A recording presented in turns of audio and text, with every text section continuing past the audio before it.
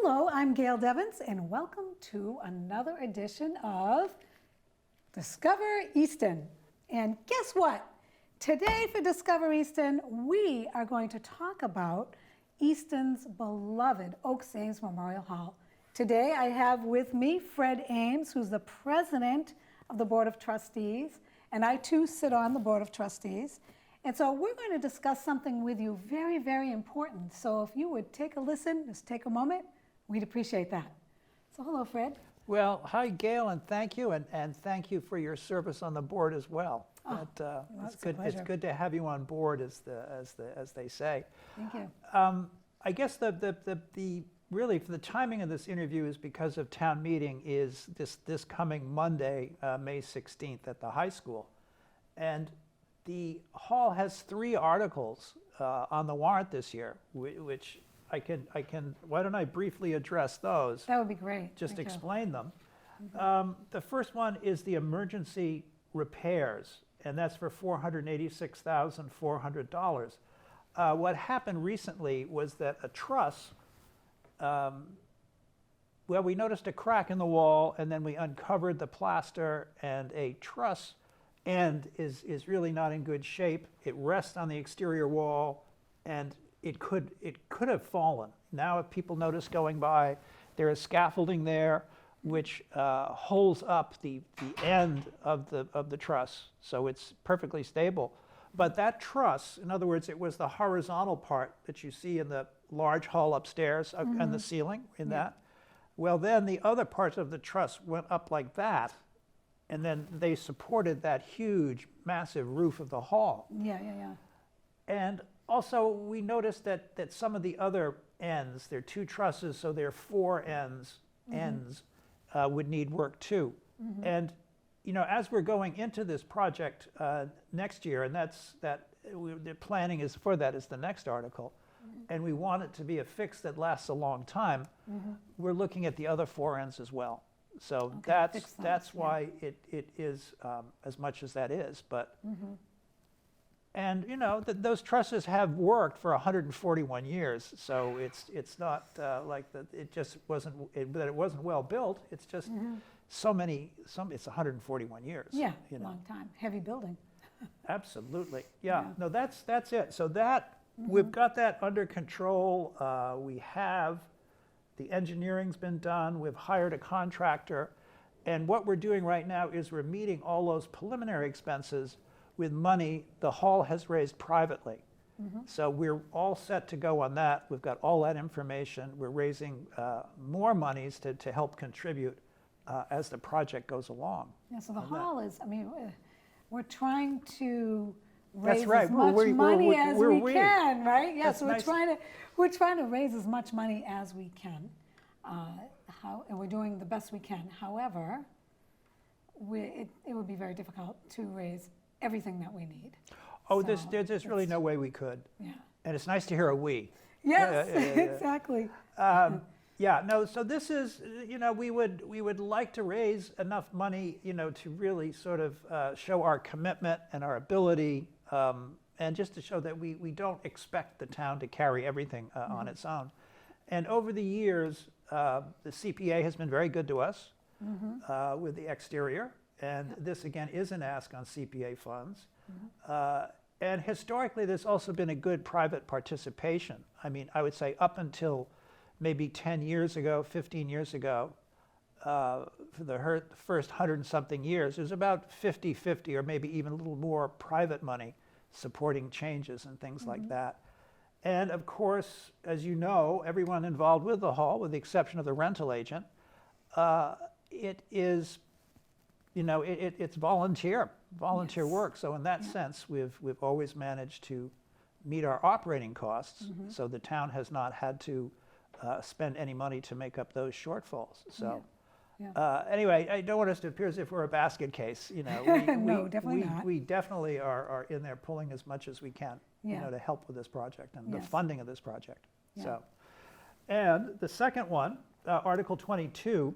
So the first one was Article 21, right? No, I'm sorry. 22? No, I now I got my glasses on. I can see more clearly. Article 22 was the emergency repairs. Okay, good to know. And that's the first one.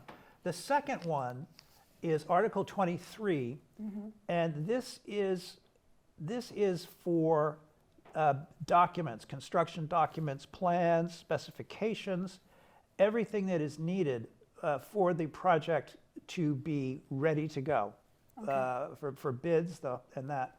Now that will be for $507,600, and this is the planning for a very large project next year, which would probably range anywhere from $6 to $8 million. And this is a tremendous commitment by the town and the CPA to now, while they have a good amount of funds in the CPA, to tackle such a large project as the hall. And that is for, oh gosh, it's a complete interior restoration, which has never been done before.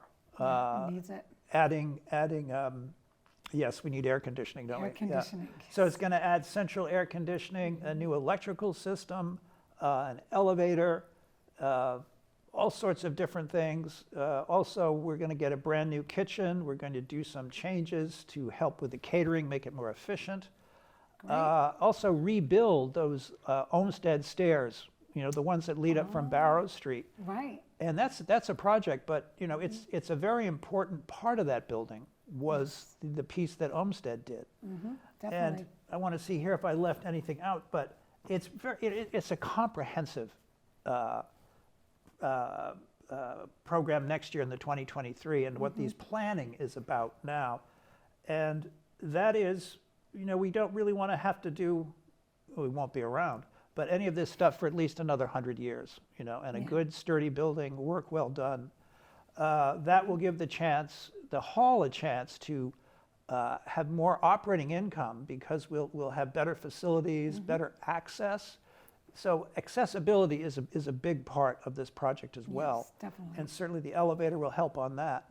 So it will really attract more business, and we will be able to offer more services, and get more people involved to do more things for the hall. So that is one of the objectives, to have it be, definitely standalone as far as self-supporting, and with those capital improvements, it will definitely increase our business. Yeah. So. Yeah, it's true, because with all these improvements, people they want right now to rent the hall, but there are certain things that may draw back, as far as, well, there's no elevator to get Aunt Mabel up the stairs to the function, right? Yes, so that's absolutely. a problem, and the air conditioning, and it's definitely a wise investment. Well, I think so. I think it's very foresighted of the CPC. Now is the time to do it. Again, business continues to grow, which is good at the hall. And I have to thank our rental agent, Joan Lundgren, who does a very good job. She does. But it's encouraging to see, business growing, and certainly with these improvements, it's really going to take off. So. Yeah. I can't wait for that. And it's quite a cultural, it's a center for art, in the arts and theater, and it's not just for weddings. Really, no, it's not just for weddings. We also have a stage for theatrical performances. We've certainly had concerts there, all kinds of different music, art shows. And due to the many efforts of the late Carolyn Cole, we are the the Performance and Event Center of the Shoveltown Cultural District, which is part of a downtown redevelopment program by the state of Massachusetts that makes funding available for us to put on events and performances. And of course, the hall is just absolutely perfect for that sort of venue. It's amazing. The building in itself is a real work of art. And the idea, and what we really want to do when we get finished, is to have a building that will become more sort of a center of town, a real asset with lots of programs for different activities. Yes. And the other thing I want to touch on is there will be a need for parking. So there will be, I think we have 12 spaces in back. So we will look into that. And that's article number 24? Well, that's really Article 23, which we Okay. just went over. All right. Article 24 is where and this is very much like the Quessett Garden is with the library, where, we're gonna buy it for $1, and then, that, since it's part of the Oaks Ames Hall restoration, it makes sense to have that, have it be Oaks Ames Memorial Hall property. Yes. So that is the last one. That's got, so. But anyway, it's going to be a very busy night for the Oaks Ames Hall. Yes, it is. Yeah, It is. yeah. And it's all so worth it, though. Honestly, that hall, it really, when you think of Easton, the town of Easton, which is just an amazing town, it says so much. And when you think of it, people really do think of this Oaks Ames Memorial Hall, even as just an icon. It's just, when you think about that, it's just a beautiful building, and it's it's a beautiful town building. that we No, have. yeah, no, I think it So- is, and it's been often used as sort of a symbol, like on the Chamber of Commerce, right? Exactly, On your seal, yeah. there's the Oaks Ames Hall. Yeah. And certainly it's a very dramatic symbol, and it is in the historic district. So I think what we have with the library, with the other buildings, with the hall attracting people from in town and out of town for theater performances, for musical concerts, the art shows, this is really going to draw a lot of interest and hopefully customers for downtown businesses like the restaurants. We have 2 very good restaurants now, as everybody knows, excellent Yes. restaurants Yeah. on Main Street. So this is very compatible with that, all part of an economic improvement program, which the cultural district is made for. Yeah. That I think will be very successful. I think you're going to have a building which is going to be absolutely spectacular after all these changes are made. Yes. Also, interior woodwork is going to be finished, brought back to what it was like originally. So it's hard for me to imagine. I've been with the hall since 1979, Wow. and yeah, it's been a long time. Long time. But again, I think really this is so significant and so needed, and the town is going to end up with really a real asset, Yes. which will attract people to the town, Definitely. and something we can all be proud of. Yeah. Yeah, it's very true. And even the summer concert series that went on this Oh past yes, summer, yep, some people that it just works both ways. So it brings, when there's things going on at the hall, it brings awareness to the businesses downtown, but also the other way, when people were done eating down on Main Street, they heard music going on because the summer concerts were held outside on the loggia, Yes. right there. And people would come down and they'd come up and enjoy the concert. It was just a beautiful, beautiful community. Oh, yeah. It was just great. Yeah, It was no, just a and wonderful thing. we had good musicians, and again, Yes. that was funded by the Cultural District program. Mm-hmm. Allows us to get some good talent there. I noticed, people driving by in Barrow Street would sort of slow down Yeah, and take a they look. did.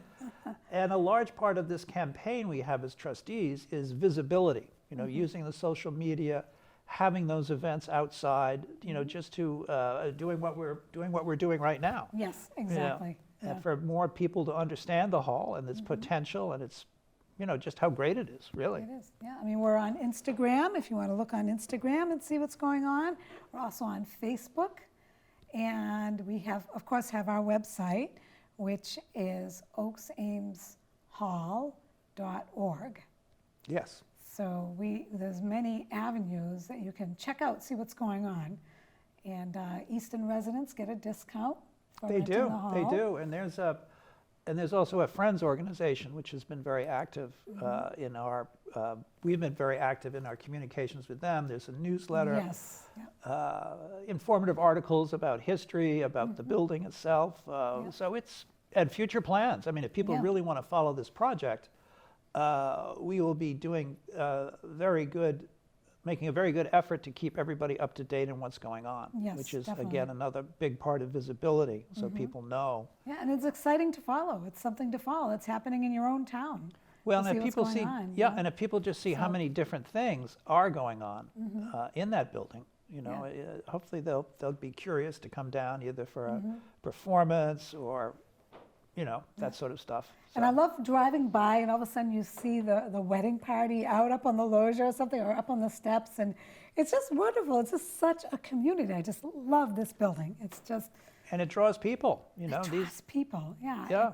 it's very unique. I mean, not many towns have something like this. no, You no, know, or the this other is buildings really- as well. So we're Yes. all set up. Cultural tourism, you know, is another goal with the library, with the Quested House, with, you know, all sorts of other features, the Rockery. We're really in a good position to start to capitalize on that. Yes. And this project with the hall is really a good way to start with that sort of capstone building. Definitely. Yeah. Yeah. And so is there anything else you want to mention about the hall before we go over about the meeting again that's going to be happening? And is there anything that you'd like to talk about in regard to, I mean, for me, it's exciting to know that I can follow along the progress when, say, things start happening with the hall. Say, you know, we get the funding and the funding is raised and we can watch the building actually go through its transformation. And it'll be fun to key into those newsletters and see, oh, today's the day that they're going to be doing this, and we have a time frame of this going on, and that should be done by this time, and it's exciting to watch all that. However, Yes. I think it's very important that people go out and vote that this goes forth, because without your vote, and we really need your vote, and that is actually May 16th, and this year, May 16th, and you go and you vote, and it really would be to your benefit to do that, for the town's benefit, is to do that. So, and that's going to be held, is that the All Ames High School? All Ames High School, May 16th, Monday, 16th. starts So at Monday. 7. 7, Yep. okay. Yeah, Good to on the know. 16th. It's usually that middle Monday in May. Yeah. Yeah. Yeah, and then also what's very advantageous for you viewers is you can become a friend. You can become a friend of the Oaks Ames Hall, and that is very easy to do, and it doesn't cost that much money. It's whatever you would like to give, and that helps us to get going on this. And Yep. and to become a friend, I believe that what you can do is you can go onto our website, which is oaksameshall.org, and there is a space there that you can click on and donate, and you can become a friend, and we'll send you newsletters to your email, and you can see exactly what's going on. It really is. It's not a long letter that, you know, there's tons of wording, and, you know, I just don't have time to read this. It's really a nice newsletter. You have photos, quick things that you can read and go on your way. It's a very informative letter. I think it's a Yeah, no, Very Pam Borbet, who does this for us, does a great job. and it was great. Just sort of a bulletin comes out, you know, Yes. not a 3-4 page letter, but Yeah. you know, good photos and links. Then, if you're more interested in what you see in one of these brief articles, you know, or captions almost, you just click on that, and then we have a more in-depth piece if you want to follow up on that. Yeah. So I think Very that's a helpful. really good format to do it that way. You know? Very good, yeah. Yeah. She does a great job. And so, but the hall really, I'm just going to be spreading the word to the Easton residents to go out and vote, please. Oh, yeah, and I always have to put in thank you, a historic note about Richardson. I went out to visit friends in Amherst last Friday, and I remember driving out and back. You go through a lot of small, middle-sized towns, and I saw a number, including in Amherst, Richardsonian buildings. And it's very interesting to see, you know, the influence he had, and how he was considered, you know, the best architect of his time. Yeah, And we have 5 buildings here by him, and 5 in our own yeah, town, 5. yeah. So that would be we've got all these assets there, and something like the hall kicking off and becoming a focus for people to come and see all this, I think would be absolutely great for the town. Definitely, Yeah. yeah. And if you ever hear of those tours going on, the historical tours, they're quite interesting. They really are. I enjoy it quite a bit. Oh yeah. So, yeah. So is there anything else you'd like to mention about the hall or anything that you want the viewers to know? Well, in this funding, we're going to fix the Masonic ceiling on the 3rd floor. Everybody's very interested in that. It's the last remaining original surface in the building, 1881. The 3rd floor was built to be a Masonic lodge. It's no longer used as that. And also the large painting that's downstairs in the upstairs hall, which was in the Booth Theater in New York City. But that was brought up, I think, just about the time the hall was finished. So we've got some interesting things in there. Oh, it's very interesting. And that painting's amazing. That is just, and just to hear the history behind that and the story that it tells. And oh, yeah? It's spectacular. It really is. It's very interesting. The people in the past associated with the hall and their theater connections going back. So it'll be an interesting thing. And we really do want to stress the Performance Center and the arts. We've recently picked up. We've gotten new curtains, new lighting, and we're really making an effort to have a good theatrical venue. And it is. It's just the lighting is incredible. Yeah. Well, oh my goodness! It made such a difference in the stage with curtains and everything. Oh yeah, it's already a good performance center. Bo did the acoustic engineering, so everything is. We've got all of this stuff. We just have to start using it. Yes, that's all. And bring in awareness. So if you have any friends that you want to tell about this, and it's just when things get going, you want to take a look at the hall when it's advisable to do so. Oh, this summer concert series, you'd stop by for that. Yeah. Yeah. That's a lot of fun. So much fun. That's Wednesday nights this year. Wednesday nights? Oh, yeah. Good to know. So Wednesday nights. It's not competing with anything else. So right, exactly. It's got Wednesday all to itself. Oh, good. Yeah. And so was it around 7 or 7:30 it started? Something like that. Maybe a little earlier, but yeah, anyway. A little earlier. And in the summer you have plenty of daylight, and it's a wonderful thing. It really is. And yeah, it's been a good success. Yeah. So. And it's a free concert. Yes. How often do you go to a free concert? Right in your own community. You just drive up and walk up those stairs and enjoy it. It's just very nice way to spend time on a Wednesday evening. Yeah, it is. It's just great. It's just so I'm hoping that you all will come out and vote on Monday, May 16th at 7 p.m. or thereafter at the Oliver Ames High School. And we really would love your vote. And if you decide to become a friend of the hall, that is very advantageous, not only for us, but for you. And we hope that you'll check it out. I just want to tell your listeners or viewers, you can see here why we wanted to have Gail as a trustee. So I love the hall. Okay. I love the hall. Okay, well, thank you very much, Fred. Oh, you're welcome. Is there anything else you wanted to mention? No. I think this has been great. And thank you for giving us the visibility. Oh, no, it's great. And I look forward to seeing you on May 16th. And until next time, this is Discover Easton.